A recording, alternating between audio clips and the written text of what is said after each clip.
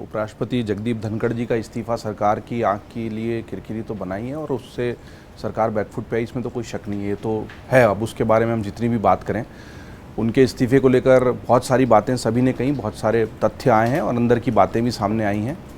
अवधेश जी थोड़ा सा रुमानी हो गए इस मामले को लेकर और इश्क और बेवफाई के शेर वो पढ़ने लगे। तो मैंने भी उस दिन खैर जो वीडियो बनाया था इस्तीफे के तुरंत बाद, उस पर मैंने जो शेर पढ़ा था मैं फिर से पढ़ देता हूँ। कुछ तो मजबूरियाँ रही होंगी उनकी कुछ तो मजबूरियाँ रही होंगी उनकी, यूं ही कोई बेवफा नहीं होता।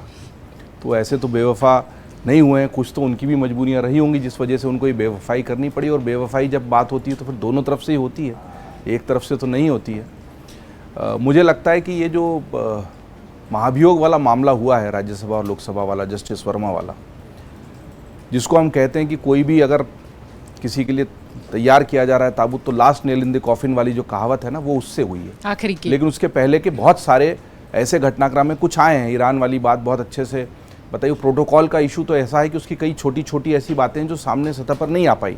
किसी भी राज्य में जा रहे हैं तो वहाँ जिस तरह की सुरक्षा मांग रहे हैं, या वहाँ के राज्यपाल भी उपस्थित नहीं है तो कह रहे हैं कि आपको परमिशन लेनी पड़ेगी अगर आप उपस्थित नहीं हैं। तो ऐसे बहुत सारे उदाहरण हैं जो सामने नहीं आ पाए हैं। अगर देश के कृषि मंत्री मंच पर बैठे और वहीं आप किसानों की समस्या को लेकर सरकार को इस तरीके से एकदम से कटघरे में खड़ा कर दें कि कृषि मंत्री खुद अवाक रह जाएं, तो और ये जो पूरा प्रकरण हुआ उसके ठीक पहले की जो घटना थी जब उन्होंने अपने श्रीमती के जन्मदिन पर एक बड़ी पार्टी दी। अब उस पार्टी में जो उपस्थिति थी उसमें तो 70% और 800 लोगों के लिए आप पार्टी दे रहे हैं और उसमें ज़्यादातर विपक्ष के लोग हैं।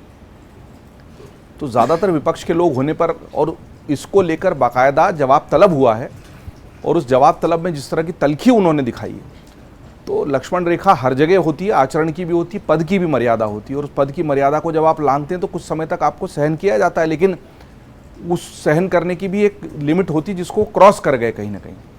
ये बात सही कि विपक्ष को मौका मिला, वो विपक्ष जो लगातार उनके ऊपर ही हमलावर था, लेकिन उसी विपक्ष के साथ उनकी तस्वीरें भी चर्चा में रहीं। अरविंद केजरीवाल को गुलदस्ता देती हुई तस्वीर हो या मल्लिकार्जुन खड़गे के साथ उनके फ़ोटो हों। मुझे लगता है कि सरकार को रास नहीं आ रहा था, सरकार के गले की हड्डी बन गए थे, ये तो तय ही था। न उगल पा रहे थे न निगल पा रहे थे, फाइनली उनको निगलवाना पड़ा, उसको और ख़त्म करना पड़ा उगलवा के। क्योंकि जब वो राज्यपाल बने तब तो उन्होंने अपने नंबर खूब बढ़ाए, पर उस वक्त उन्होंने जिस तरह का आक्रमण ममता सरकार पर किया, शायद वो उस वक्त की ज़रूरत थी और वो ऐसा सेमीफाइनल था जिसमें उनको उपराष्ट्रपति वाला फाइनल मिला, वो पद मिल गया। लेकिन उस पद पर आकर वो ऐसे आक्रामक हो जाएंगे, ऐसे अनियंत्रित हो जाएंगे, शायद सरकार को भी अंदाज़ा नहीं था।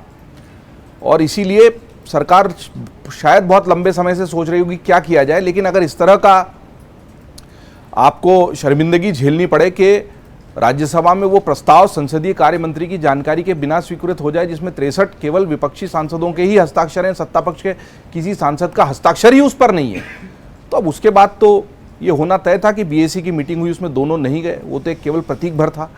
निश्चित तौर पर ऊपर से उनसे जवाब तलब हुआ होगा जिसके जवाब में उन्होंने इस्तीफा दिया और अभी वो चुप हैं और उन्होंने औपचारिक तौर पर स्वास्थ्य कारण लिख दिए। ये भी एक, क्योंकि उनके स्वभाव को देखते हुए हो सकता है कि इससे ज़्यादा बड़ा हंगामा हो सकता था। अवधेश जी कह रहे हैं कि इतने बड़े पद से चुपचाप विदाई हो जाए और हंगामा नहीं हो, और वो तो उन्होंने मर्यादा में रहकर स्वास्थ्य का कारण लिख दिया। और जो अंदर खाने की खबरें हैं और ये प्रोटोकॉल के इश्यूज़ हैं, ये तो किसी से छुपे नहीं हैं। ऐसे तो होने को गुजरात में मुख्यमंत्री से लेकर नीचे तक पूरी कैबिनेट ने इस्तीफा दिया था और अंदर खून के आंसू होंगे, बाहर मुस्कुराहट थी। ये तो राजनीति की मजबूरियां होती, वही जो इसकी मजबूरियां कह रहे हैं आप, ये राजनीति की मजबूरियां हैं कि आदमी अंदर खून के आंसू रो रहा है और बाहर उसको मुस्कुराहट दिखानी पड़ती है। कितना वो सारी मंत्रिमंडल ने आंसू बहाए होंगे अकेले में, वो उनके जाके हमदर्दों से और परिचितों से पूछिए। ये तो मजबूरी की बात है। आज खुद जगदीप धनखड़ किन भावनाओं से गुजर रहे होंगे, इसका आकलन हम यहाँ बैठकर तो नहीं कर सकते, लेकिन हम परिस्थितियों का आकलन जरूर कर सकते हैं। ये ज़रूर है कि इस पूरे मामले ने संसद का सत्र जिन वजहों से हंगामेदार होना था और पिछले खबरों के खिलाड़ी में उन वजहों पर जो हम चर्चा कर रहे थे, तो ऑपरेशन सिंदूर होगा, बिहार का जो ये पुनरीक्षण चल रहा है पूरा मतदाताओं का, ये बड़ा मुद्दा होगा, और ऐसे 3-4 मुद्दे बन चुके हैं जिन पर सरकार को घेरा जाएगा और सरकार भी इसलिए 2-2 बैठकें करके इसकी तैयारी कर रही है। और एक तीसरा ही मुद्दा इतना हावी हो गया है कि अब ना सिंदूर पे होने वाली चर्चा, अब गृहमंत्री जवाब दे रहे हैं तो भी उसके बारे में हेडलाइन नहीं बन रही। और हम खबरों के खिलाड़ी में भी संसद में हो रहे उन बयानों की चर्चा करने की बजाय जगदीप धनखड़ जी के इस्तीफे की चर्चा कर रहे हैं।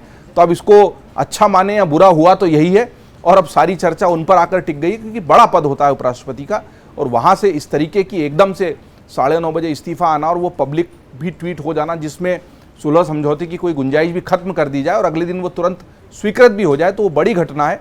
उसके पीछे के कारण मुझे लगता है ज़्यादातर जो हैं वो तफसील से आ गए हैं। कुछ कारण ऐसे भी होंगे जो शायद हम सार्वजनिक विमर्श में कभी चर्चा नहीं कर पाएंगे। अगर आप ये वीडियो YouTube पर देख रहे हैं तो हमारे चैनल को सब्सक्राइब कर बेल आइकन दबाएं और Facebook पर देख रहे हैं तो हमारे पेज को लाइक करें।